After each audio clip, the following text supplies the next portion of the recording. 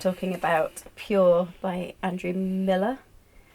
This is, I think, all of us, because we did this one with Poppy as well, and we all read it, and I think we all felt like it's such a visceral book. And my mum, when she read it, she was just, her face, like the repulsion of the smell. So basically, it's about this man who he's kind of tasked with this gruesome job of moving bodies from the cemetery further out of Paris, so that they're not kind of contaminating, is that the right word, the rest of the city. That's right, because he was like a young engineer, and this was his first big job. Exactly. Yeah, he's quite a young man in a pea-green suit.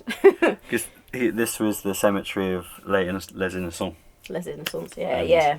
Like Paris couldn't get bigger or modernise with this massive overflowing cemetery in the middle. Yeah, there's just too many bodies, and it's basically kind of overflowing, so they needed to find a way of moving them, and that was his massive job to do it. But yeah, my mum's face, because it's such a gruesome job, and it's described. Andrew Miller just describes the scene and the smells and the colours and everything really, really, really well. And so my mum, when she was reading it, she was just more describing it. She was like, it really did make you feel like that, the way he writes. It really gets into your nose, your body, and your.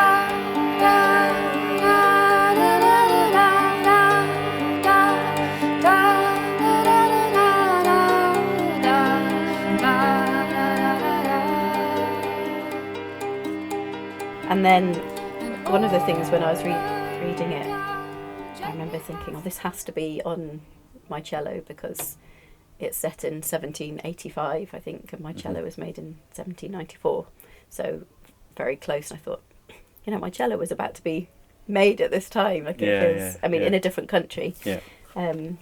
But so I had in my head that it had to be this kind of 18th century type. Start like a style in some way.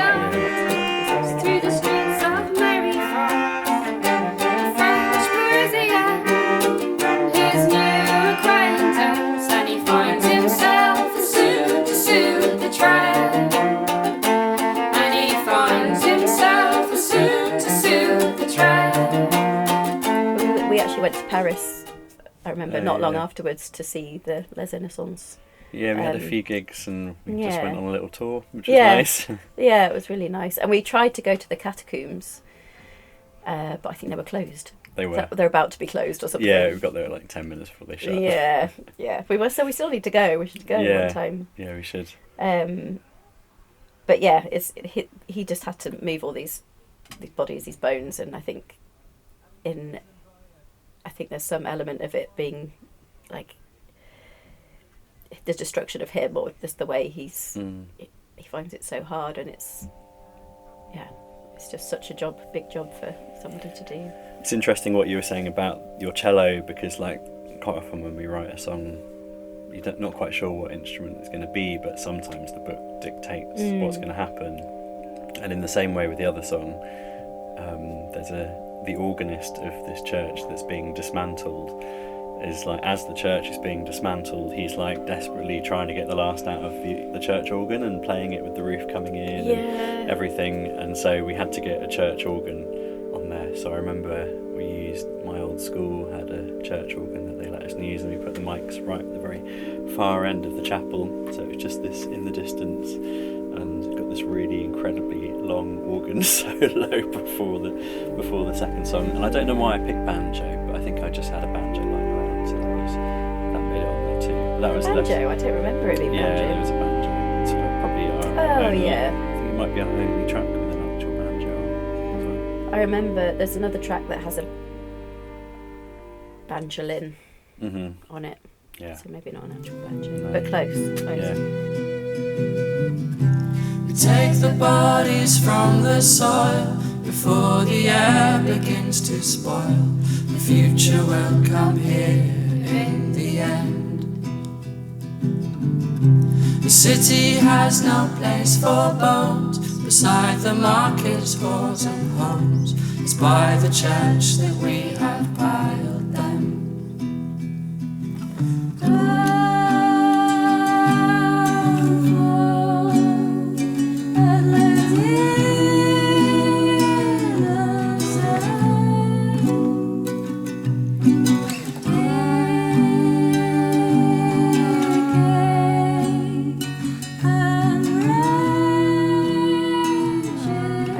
I agree, it's a really visceral book. You smell it, and yeah, I really enjoy it. It was one of our favourite books.